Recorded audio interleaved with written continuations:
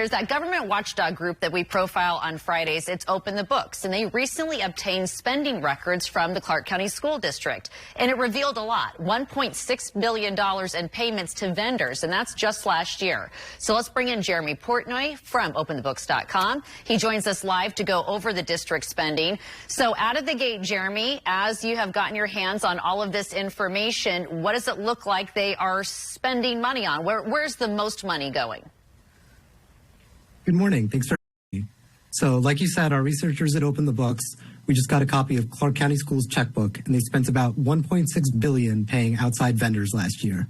That includes $628 million that went towards construction and maintenance, and another $33 million for buses and cars.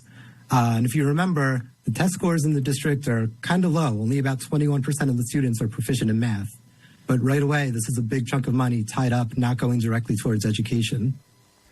All right, so how much is spent on buying supplies that are specifically for students? Let's look at that breakdown. So they're spending chunks of money on advanced technology for the students and on just your basic pen and paper supplies.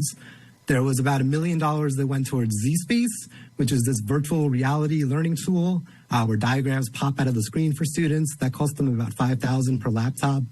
They spent $23 million on Chromebooks, another $150 million on books and textbooks, and that included about 6,000 copies of Pete the Cat, which is just a children's book, but they bought enough for one for every 23 elementary schoolers in the district, which is the same as the student-to-teacher ratio.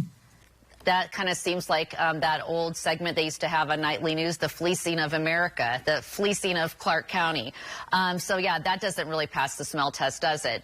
Before we let you go, Jeremy, your team, we've talked with your counterpart, Rachel O'Brien, about this in the past.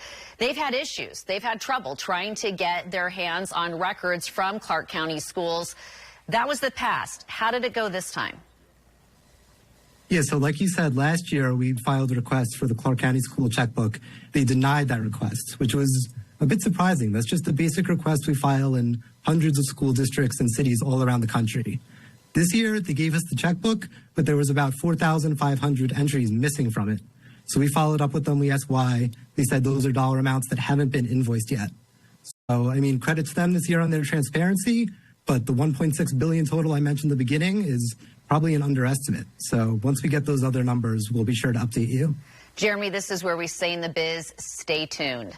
For now, thank you for your work on this. We appreciate it, and we'll see you again soon.